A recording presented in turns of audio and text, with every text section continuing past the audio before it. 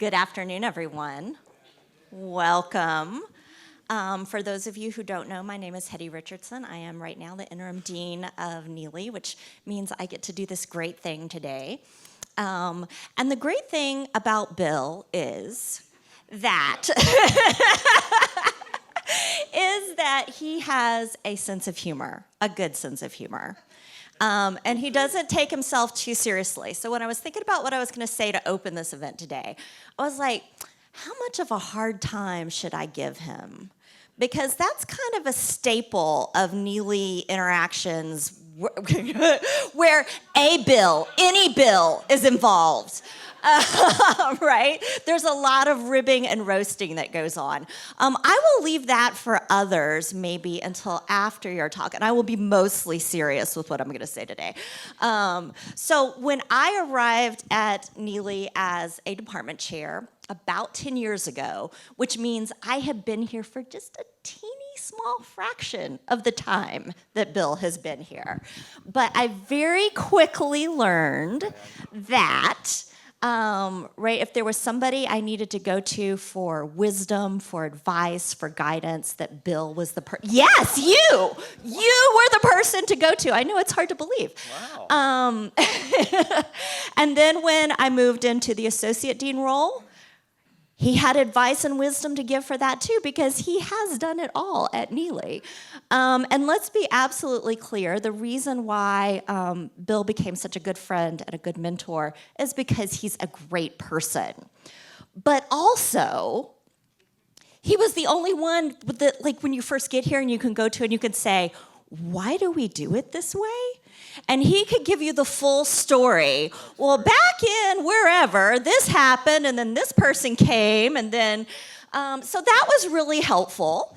And so with Bill retiring, and with it being Neeley's 150th, or not Neeley's, TCU's 150th anniversary, and by the way, I'm not saying that Bill has been here for 150 years, but what a better person than the longest serving faculty member currently in Neeley to kind of help us celebrate the 150th anniversary of TCU with a special focus on Neeley, and also just to give us an opportunity then to celebrate him as well.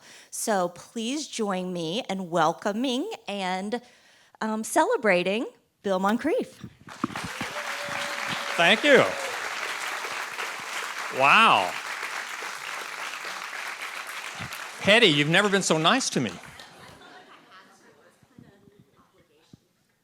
Well, this whole thing kind of started for today when last fall I was talking to Peggy Conway, and you may not realize, but Peggy was the second longest here before she left in October. And she said, you know, the Neeley School is 83 years old, and you've been here 41 years. You've been here half of the time. And, you know, I hadn't thought of it quite that way, and I go, holy cow. And so I was talking to Daniel about this, and I said, you know, maybe I should kind of put some history together and talk about it. And he said, that'd be great. I said, I could do it at a faculty meeting, faculty staff meeting. He said, no, let's do it at a reception at the end. And so it's all right. So I've been kind of working on what I was going to say, and I've had a blast putting this together. Before I really get started, I do want to say, this has been a great place. I wouldn't trade it for anywhere.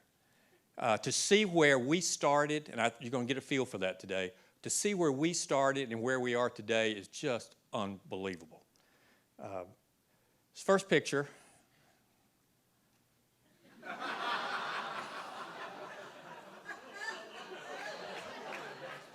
That's 31-year-old Assistant Professor Bill Moncrief. So yes, I was young once. This slide's got two purposes. One is to introduce Alann Sampson, if you'll just wave. Her family is responsible for the Richard F. and Alann P. Bedford Professorship of International Business. And I was fortunate enough in 2000 to be awarded this endowed professorship. And Alann, I just want to thank you, your family. It has been very meaningful to me. And this is what really helps universities and colleges of businesses to have these endowed positions.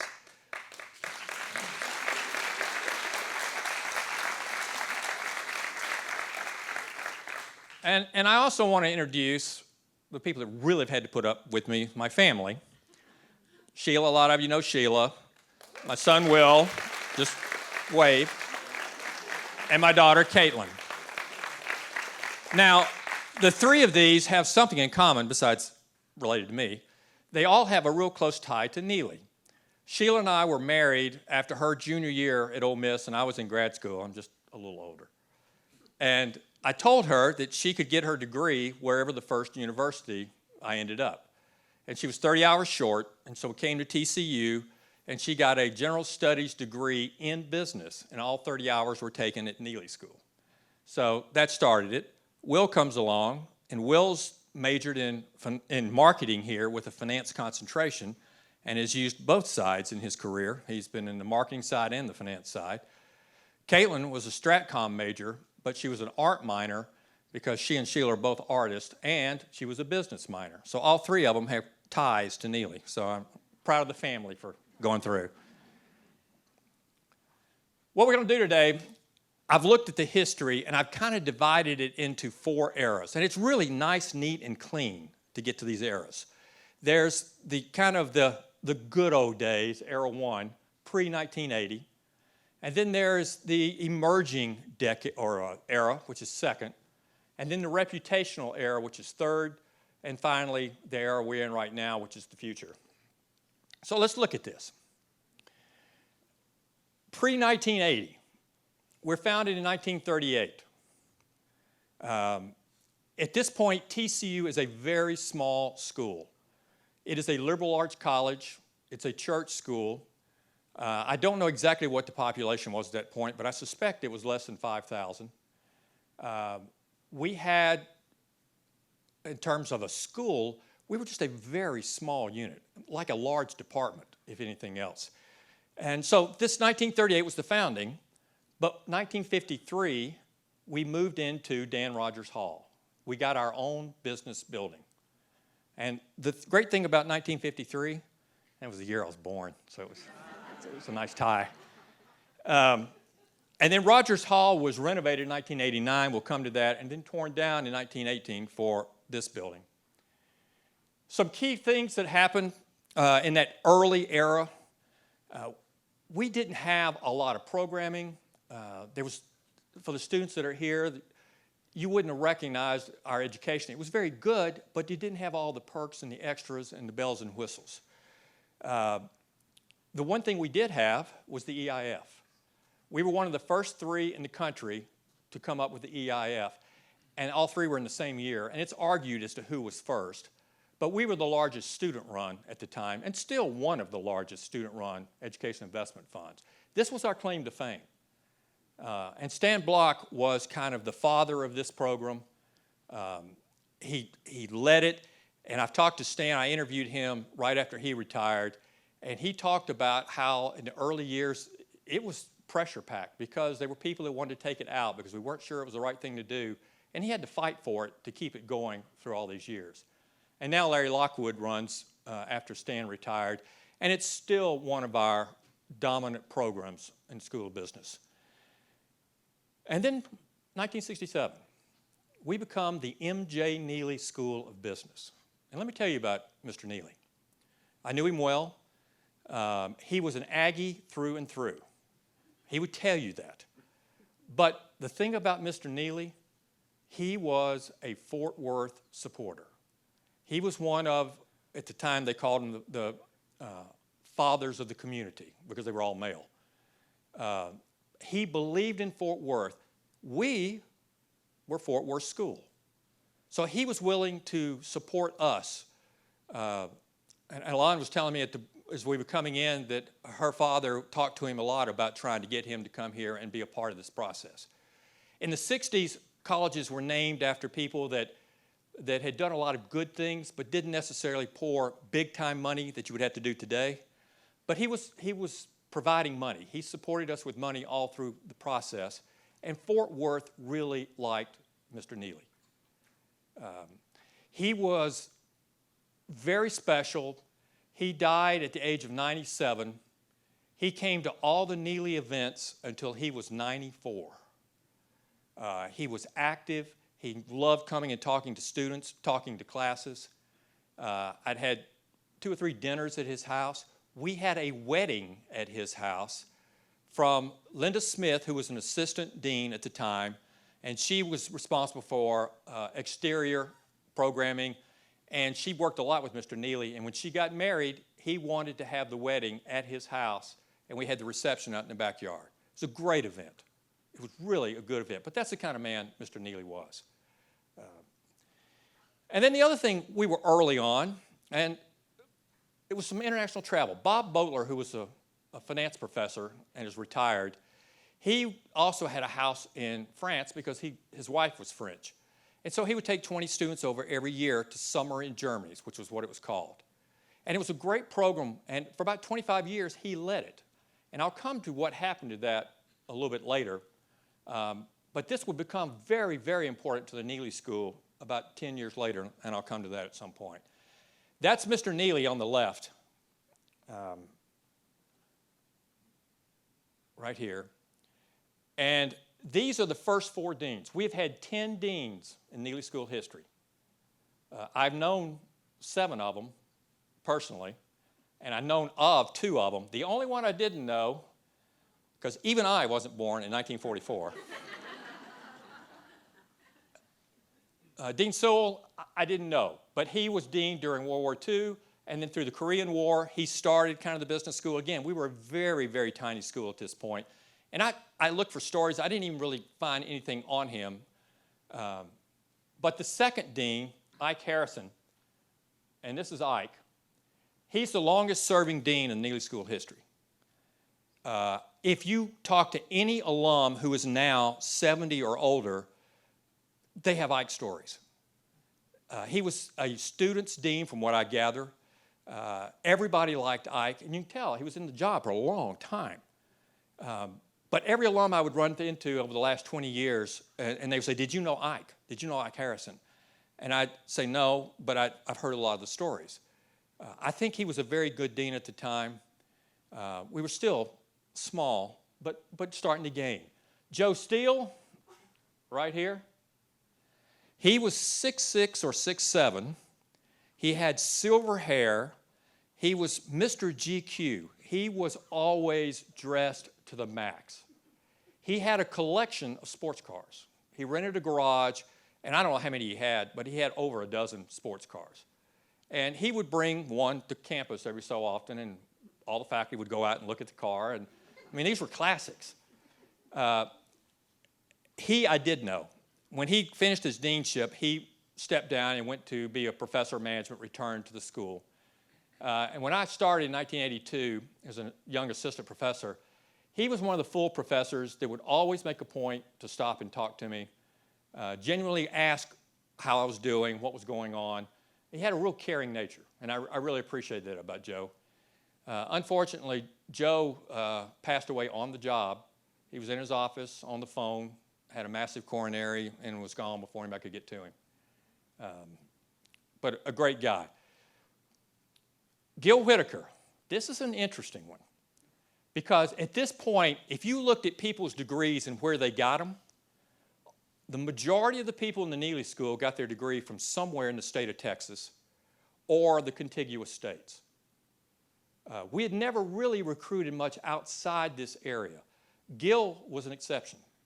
He was dean at the University of Michigan. We landed a University of Michigan dean. We were shocked. I mean, this is a little TCU. We'd never recruited up out of the Big Ten. How did we get this Michigan guy?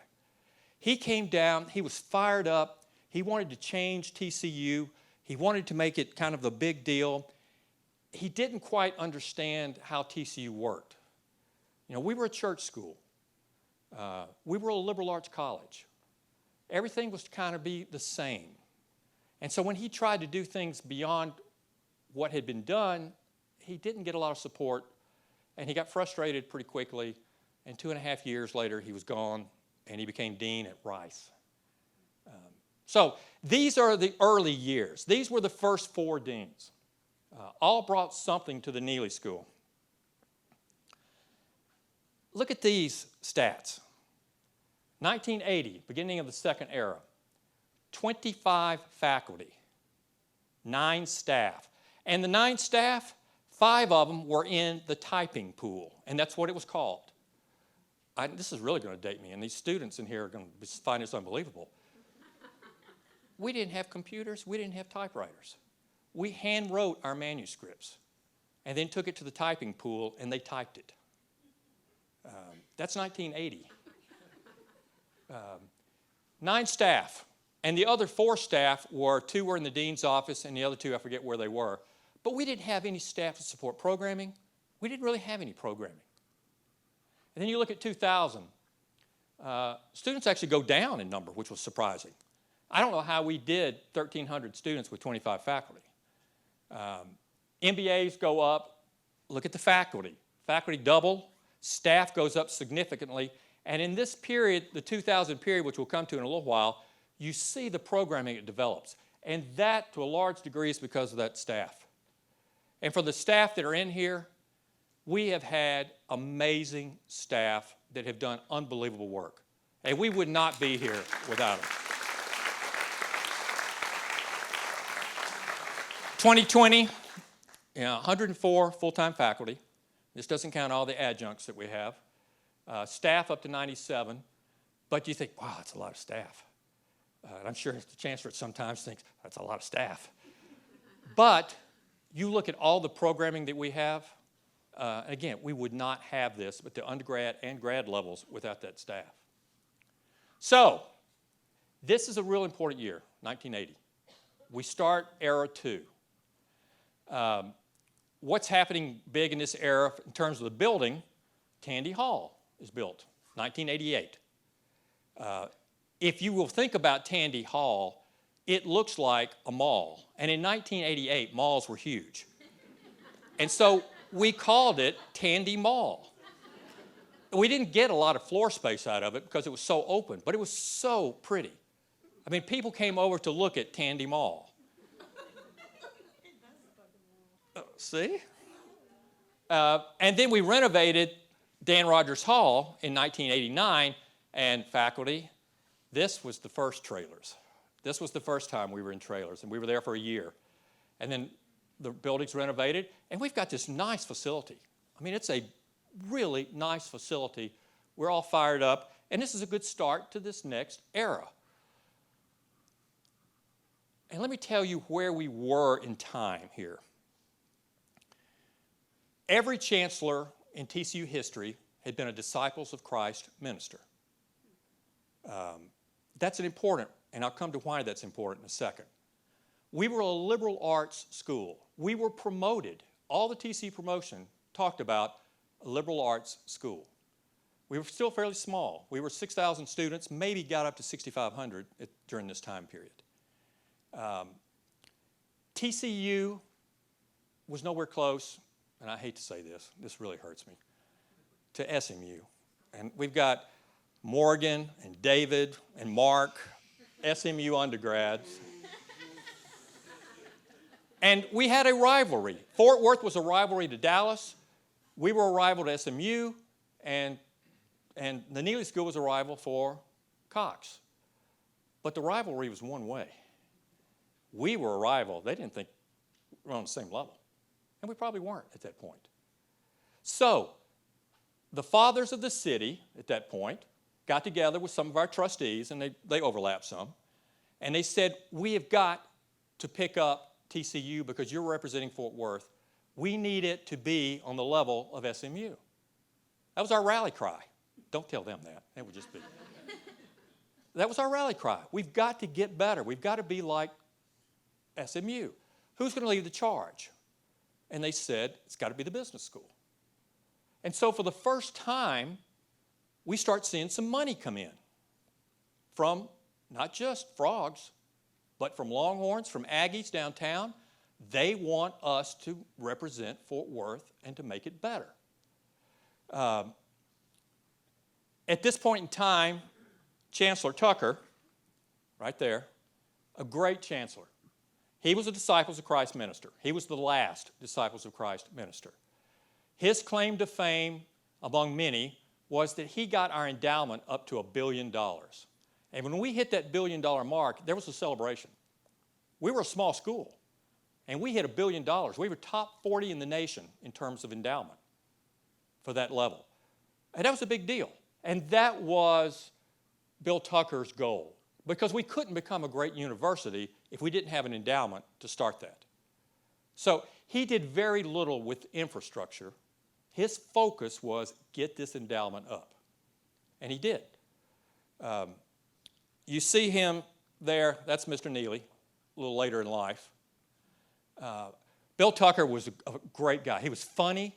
He was a great platform speaker.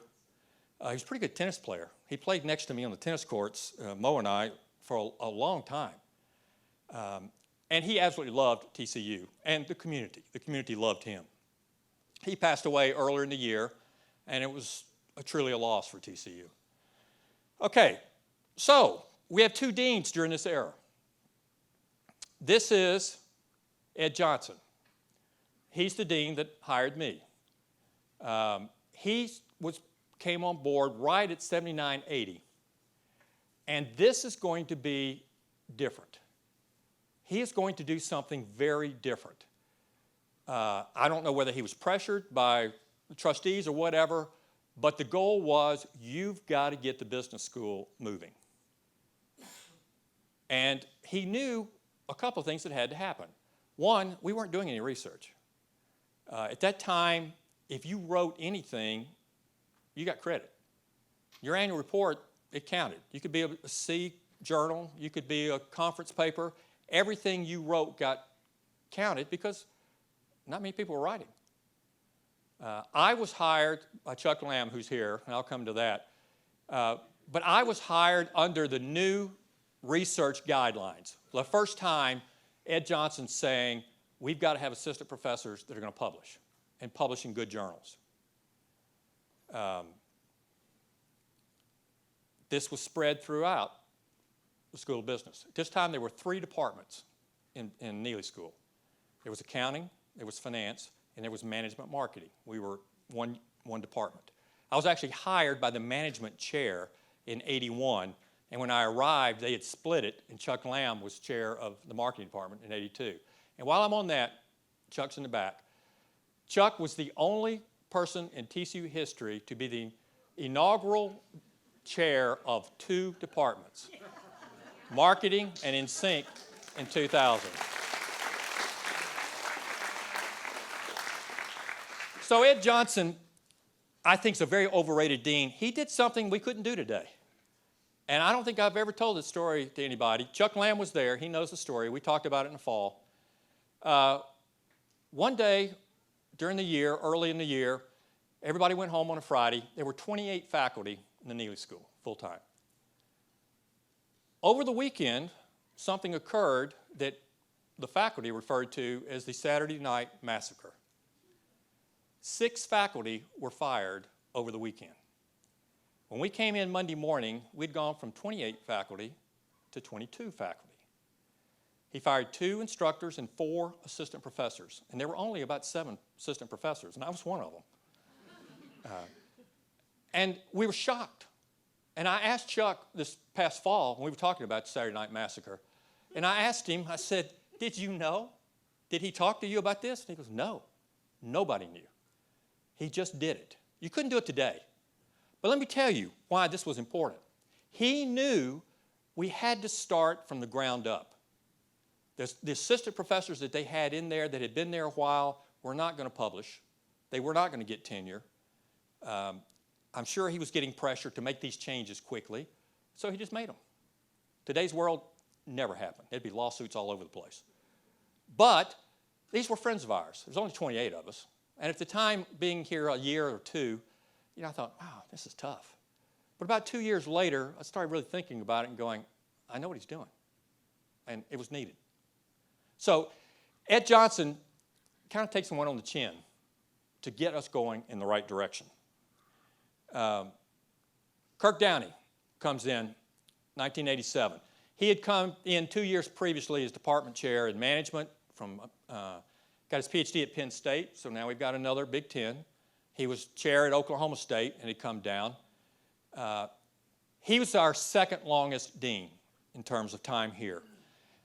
He was going to continue some of these changes that Ed was starting.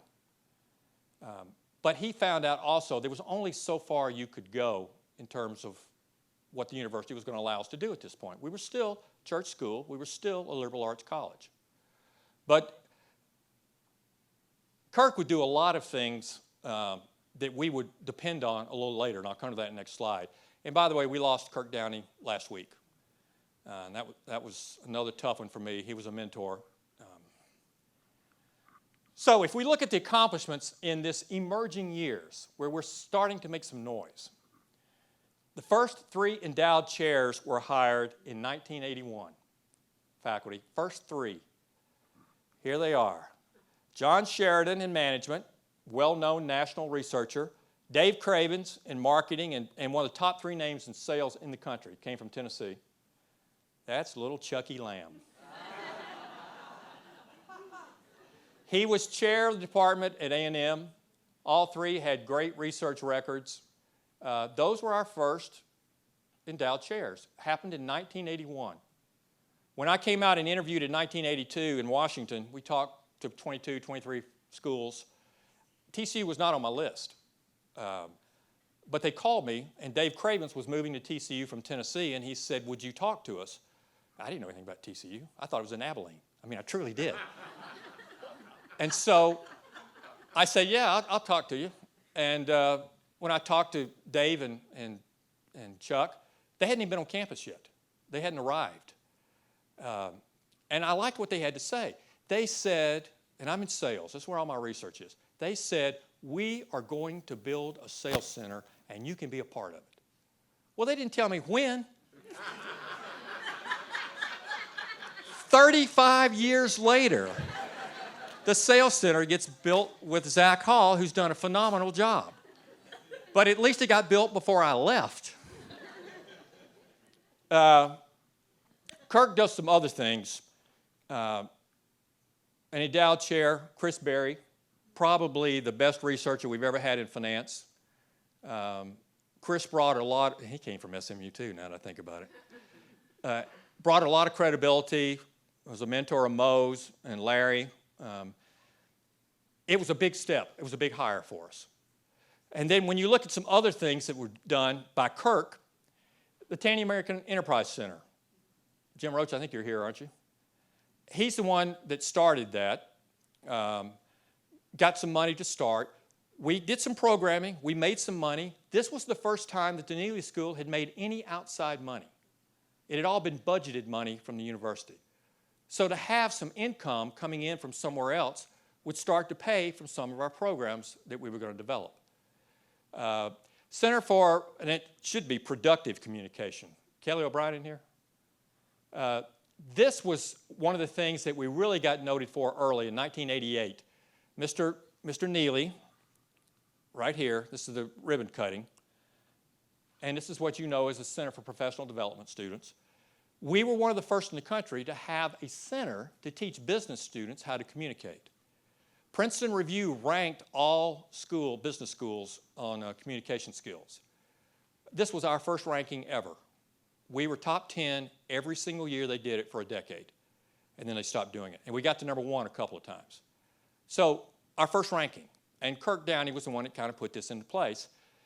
School started to grow a little bit, and then Kirk did something which it turned out to be really brilliant.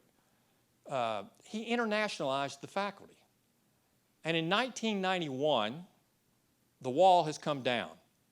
Communism, in effect, is dead. So we're going to be doing global business.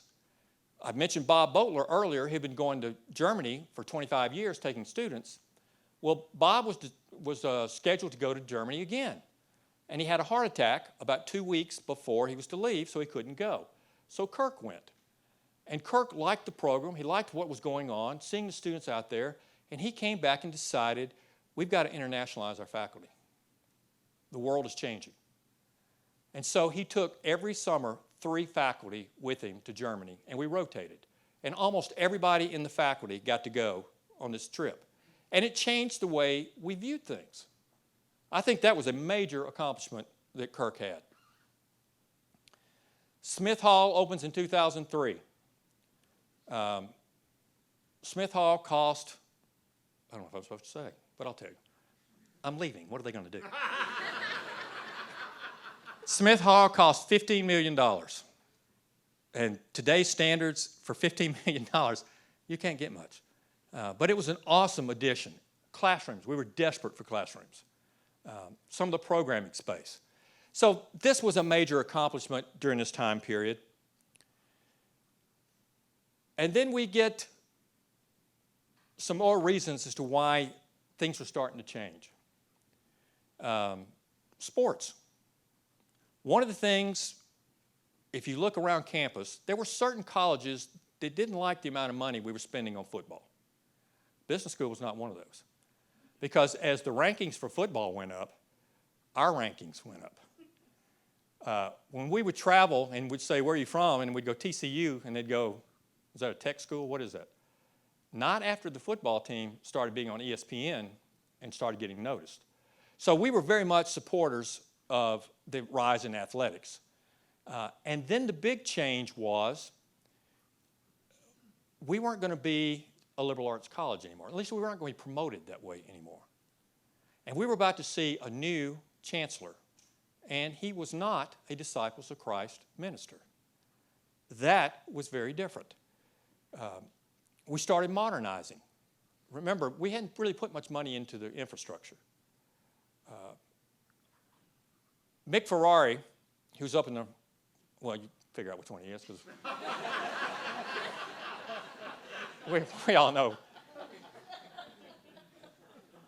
Mick Ferrari was a great guy. As I said, the first non-minister and Disciples of Christ. He went in 1999, and at that time, I had been nominated to get an American Council of Education fellowship.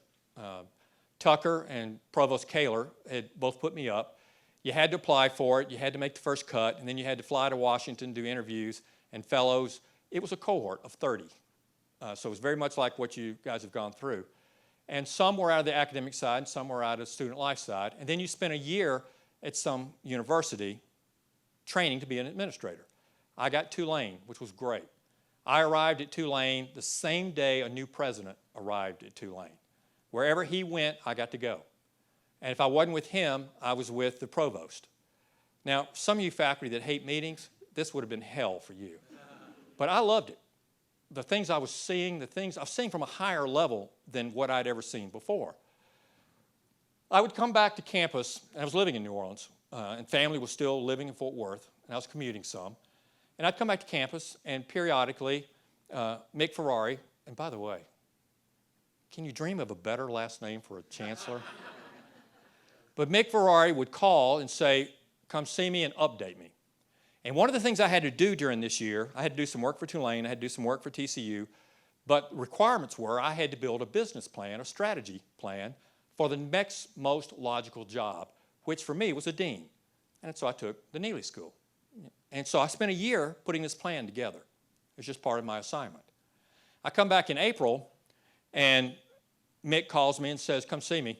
So I went over to see him, and he said, Kirk Downey is stepping down. We need an associate dean, or we need an interim dean. Would you be willing to do that? And I said, yeah. I mean, this is what I've been training for. I'm ready. And so I actually had my plan with me. And I said, see the plan? And I go, and these were the words that changed everything. I said, how far can I go with this? And he looked at me and he smiled and he said, you can go as far as you want to go, and if you go too far, I'll stop you. We'd never heard that before. We're going to be entrepreneurial? We're going to get to do stuff? I mean, I almost ran back to the Neeley School. I called a meeting for the faculty and staff. I told them what the chancellor had just said. I showed them my plan, or at least pieces of it. And I will say this, I've never been more proud of the Neeley School in my life because everybody was excited. Everybody was volunteering to do work. Every single person in the Neeley School did something during this year. And we got an amazing amount of stuff accomplished. I always felt bad for Kirk because Kirk left right as the rule changed. And part of the reason for the rule changing was, again, the church was being split off. It was a different foundation or different corporation. We didn't have a Disciples of Christ minister. And it was a whole look. Okay, now it's time. We've made a lot of progress in that second era, but now it's time to really move. In that 1 year, the Luther King Capital Management Center was started. The Entrepreneurship Center was started. We reworked the MBA. The Executive MBA was started. The BIS program was started. There was just a ton of stuff, but it was because everybody in the school took a piece and went with it. I've never seen a faculty that excited, and it certainly wasn't because I was part of it. It was because we had got these new rules. So the year goes pretty well. It's the end of the year. We're looking for a dean. I put my name in a hat, knowing I was going to do that all along. And it comes down to Bob Lush and myself. And I'm going, all right, I know I'm an underdog, because Bob Lush was dean at Oklahoma. He was a mentor of Daniel's. He was a mentor of mine. He was extremely well known nationally. It was going to be a big hit if we got Bob Lush. For the faculty, he had 13 Journal of Marketings at that point. I've never seen a dean have that kind of record. And students, that's our top journal. And he continued publishing while he was at Oklahoma and while he was dean at TCU. So the week goes by, it's a Friday. Provost Kaler calls me and says, I need to see you. So I go over to Sadler. This is Friday afternoon, and very few people have ever heard this story. But as I go in, he goes, Lush withdrew yesterday. You're dean. And so I call Sheila. We get excited. We go out to dinner. We celebrate. We had a great weekend. I was dean for a weekend.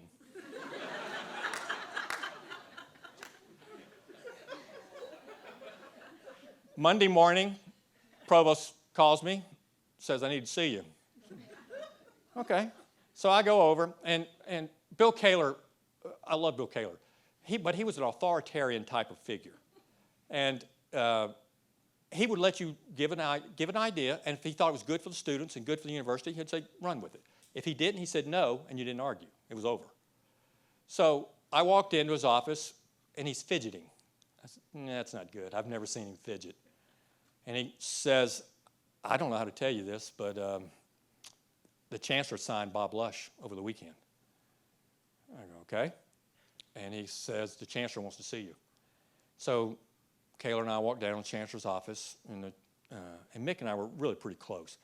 And he says, I'm sorry for how this came about, but I really appreciate everything you've done for the Neeley School. You've had a great year. He says, I don't want to lose you.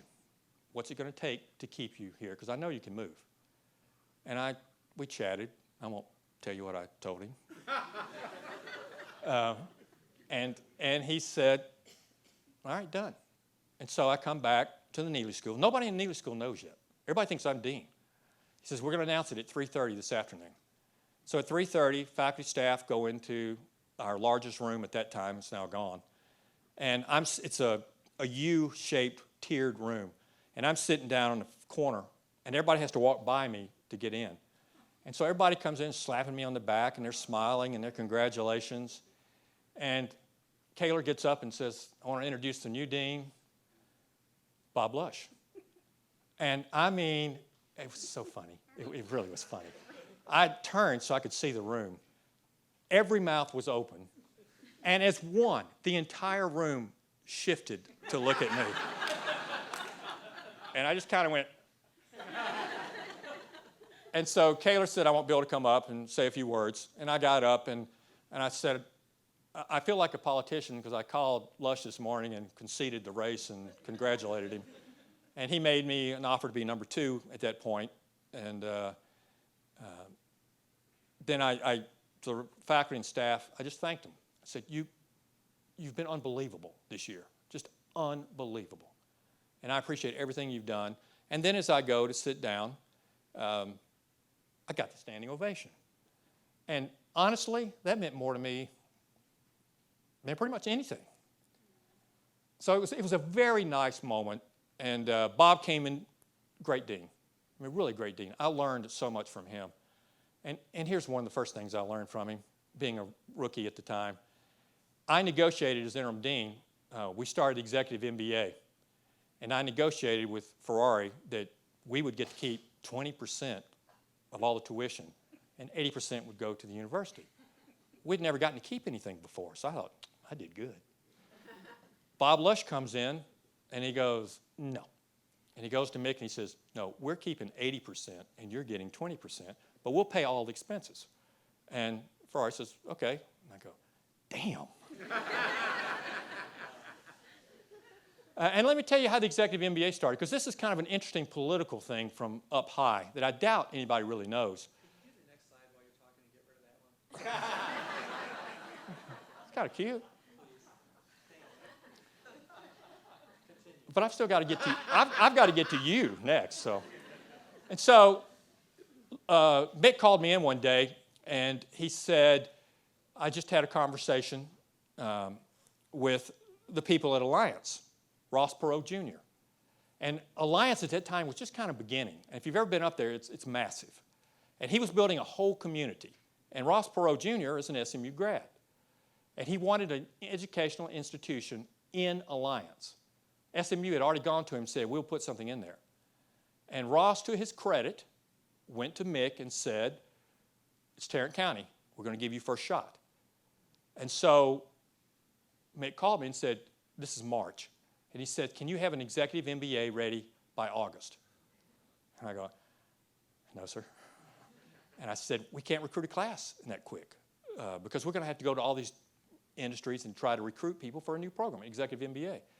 He said, all right, how about next fall? And I said, well, it's done. We'll get that done. And we did. But our executive MBA went into Alliance to stop SMU from crossing over into Tarrant County.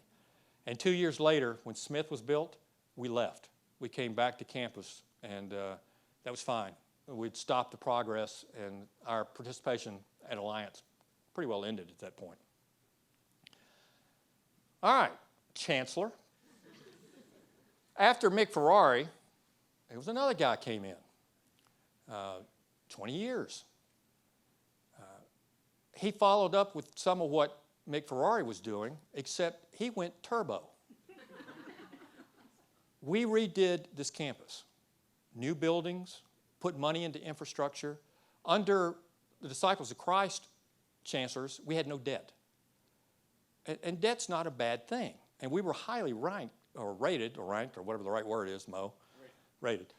And so Mick, or Vic, or, gosh, I never thought about it, they rhyme.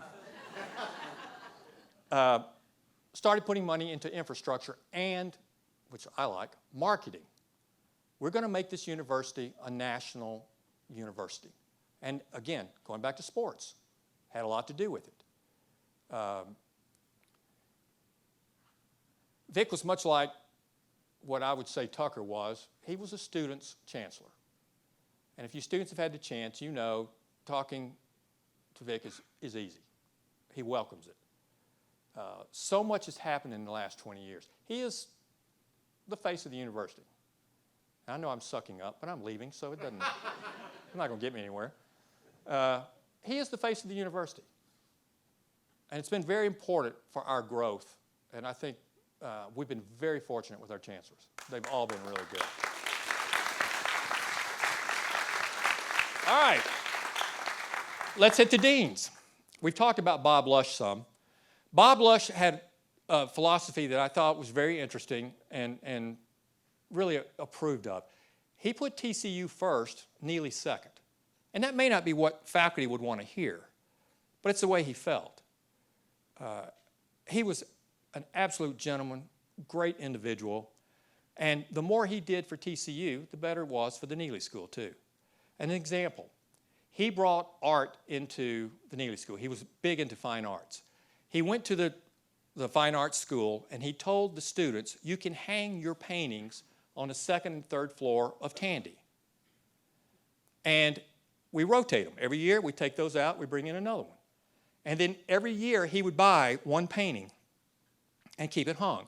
If you go to the men's bathroom on the third floor of Tandy, that didn't sound good, did it? There is a painting right outside of, it's got ones and zeros in color. That was one of those paintings that we bought from the students. I said outside, didn't I?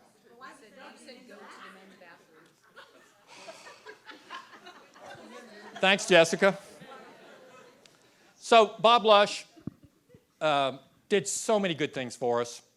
And the kind of guy he was, as he had gotten sick, and he was pretty sick, I sent him a note, telling him how much he had meant.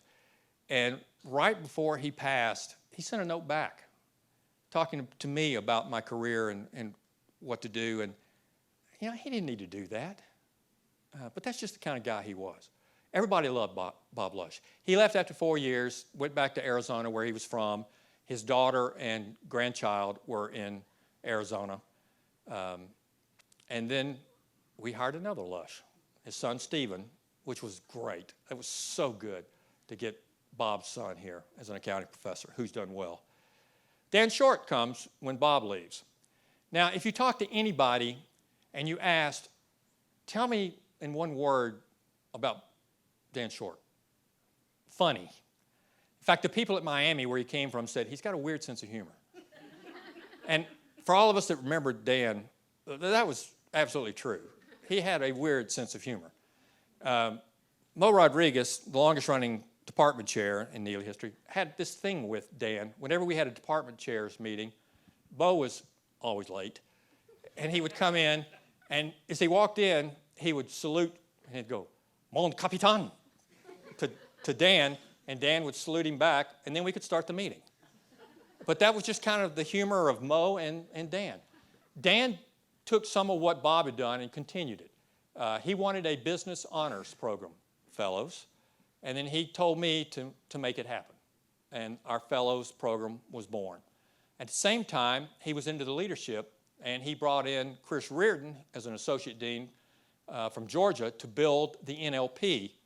And she was associate dean for 3 or 4 years and then went on to Denver as dean, Kentucky as provost, and Aurora as president.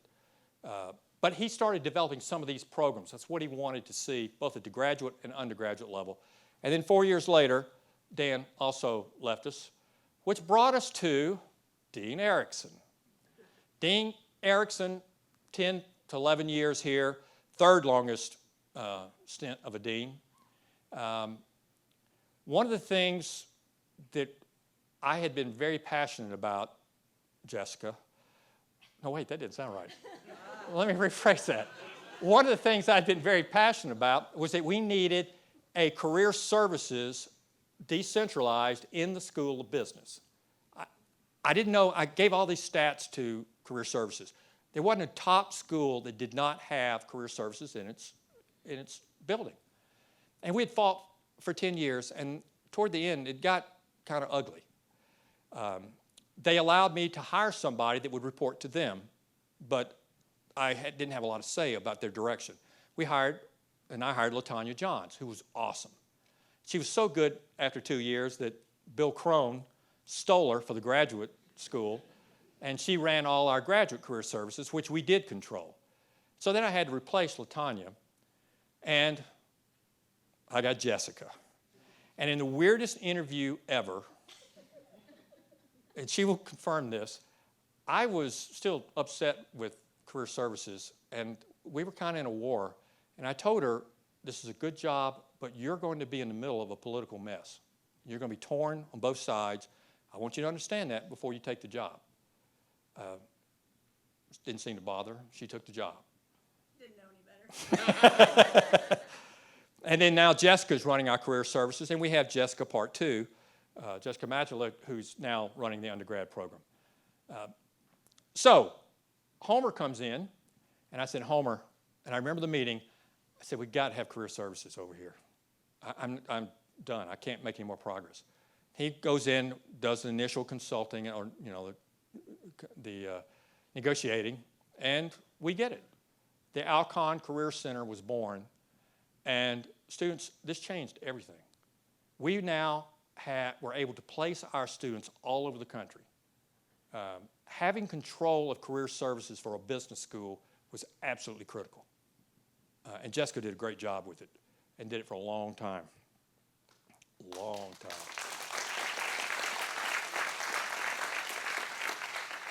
So Homer,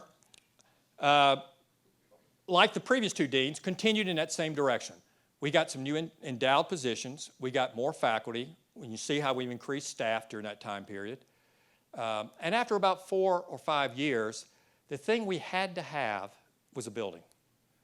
We were so out of space. These new programs that we had developed, they were awesome, but we didn't have where to put them.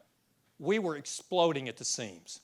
And so the process began, the negotiations with the university about a new business school. And it took a while to get all this rolling.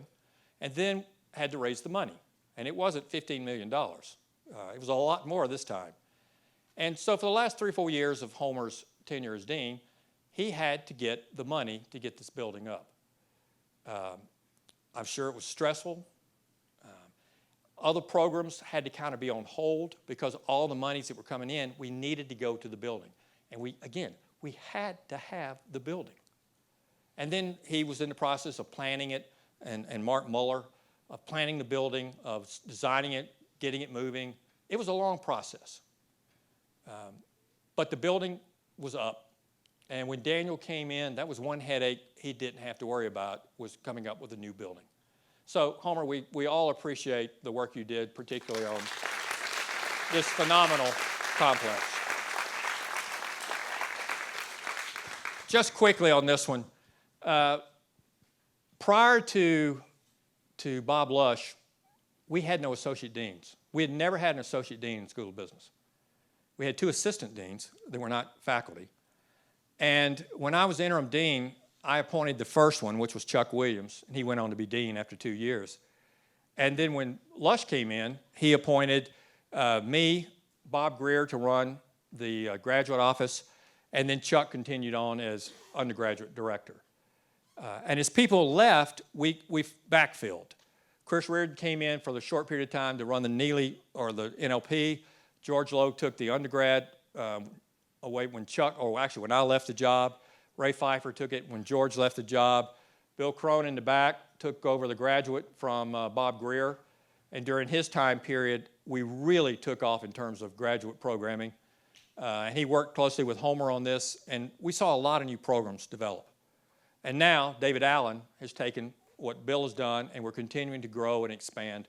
And then Hetty took over undergraduate, and then they gave her a new job for this semester. And then Mark Houston took my job, my second time around as associate dean. And so we had really good leadership, people that stepped up, that did things from chancellors to deans and to the associate deans and assistant deans. And when you look at the assistant deans, 2 I want to really emphasize, and Jan Titsworth's here. She filled in after Peggy moved to the graduate offices, or became full-time. But it's the Mullers. It's Mark and Lynn, 20 years-ish in the job, made a huge difference. Mark had a job that I don't think any of us would have wanted, trying to get people into this building, get them moved, get them into the offices that were going to be theirs, handling the financial side, had to deal with the budget when we went through COVID. Lynn has run the undergrad program, and I hired her, and then she moved up to an assistant dean and pretty much took over a lot of the day-to-day activities in undergrad. And the Mullers, we wouldn't quite be the same without the 2 of them. So it's amazing.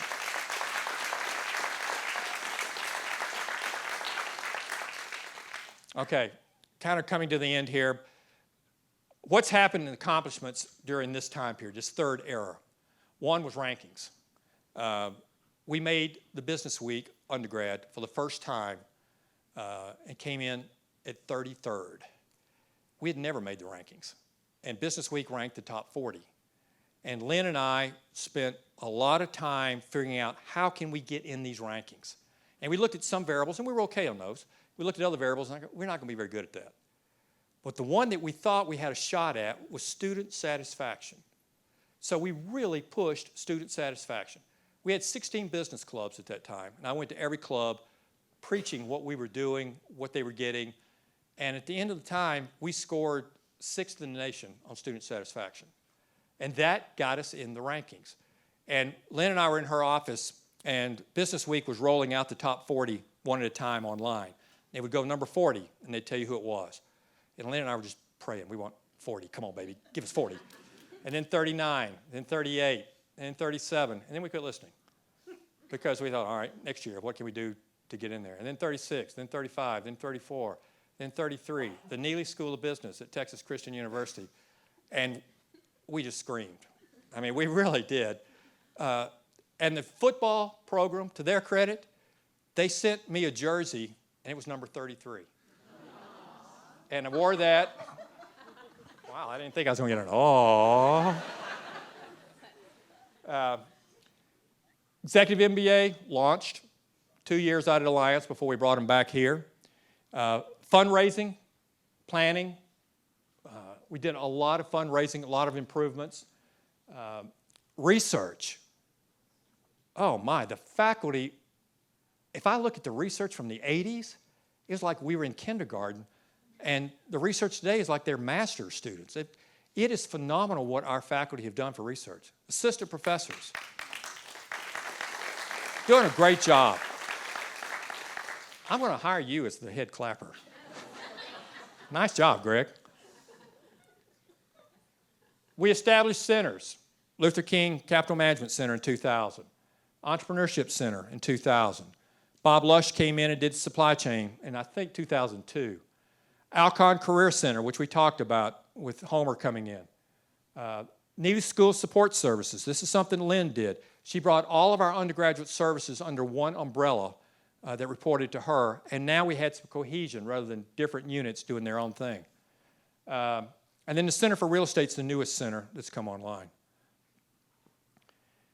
More graduate programs.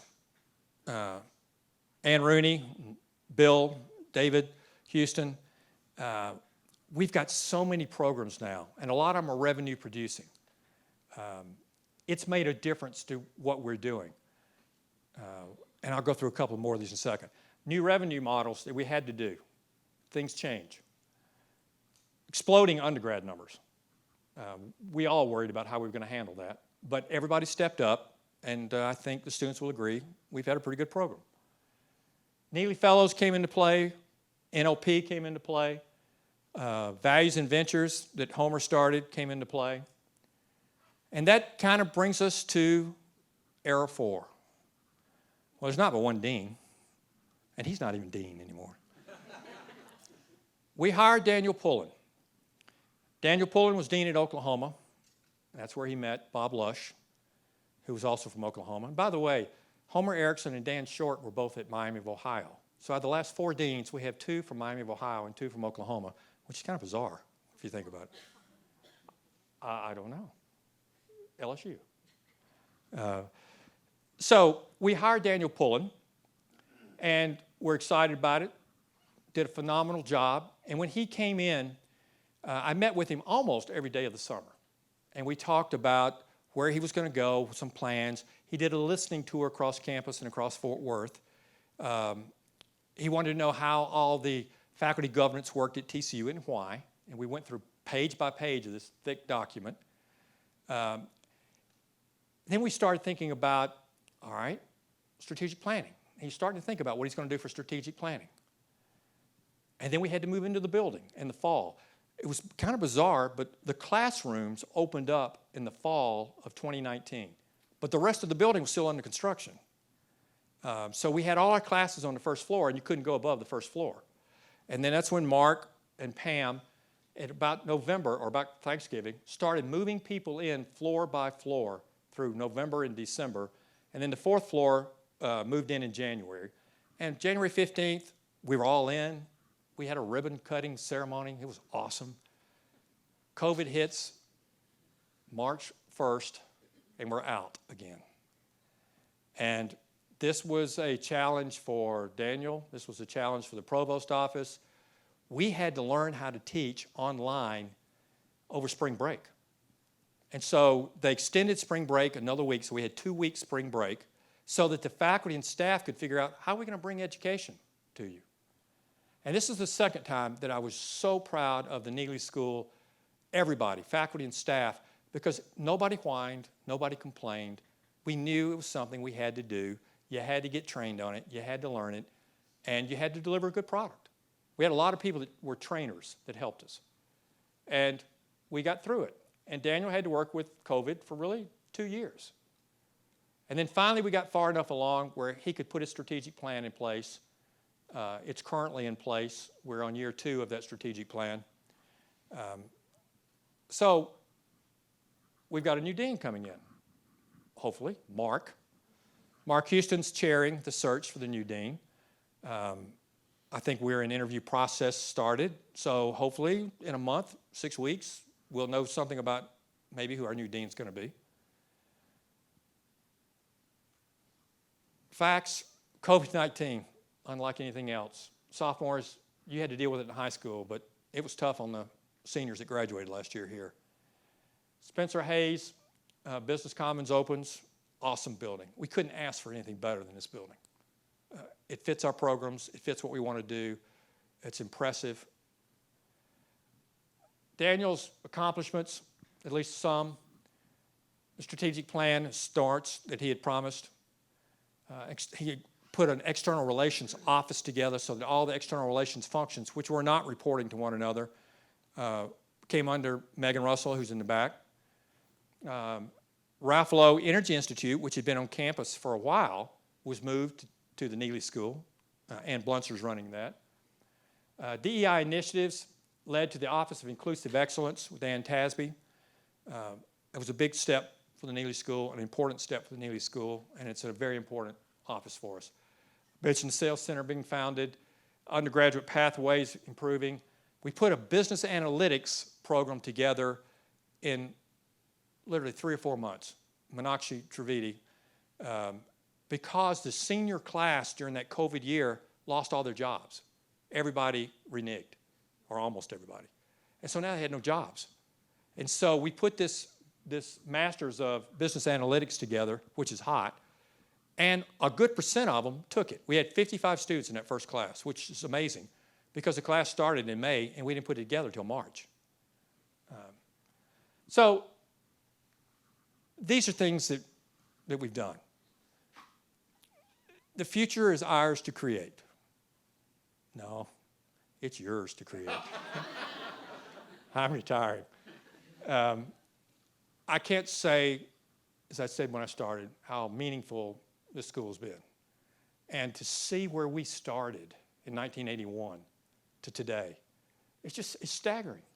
I mean, it truly is staggering. I can't see any other university in the country going through the levels that we've gone through to come out where we are. It's all yours. Okay, don't go too far. Thank you so much for that, Bill. That was incredible. And I feel pretty certain that I can speak for all of the faculty staff in here that no matter how long we've been here, you make us feel very proud to be a part of the Neeley School of Business and so grateful to have had you as a colleague. So thank you so much. And we have a little something. So do you recognize this? So this used to hang upstairs on the 4th floor. There's a story behind it at the reception we're going to adjourn to. Bill can tell you that story. But apparently it was beloved by him. I actually said, I want that. Yeah, so we said, why not? You can have it. So.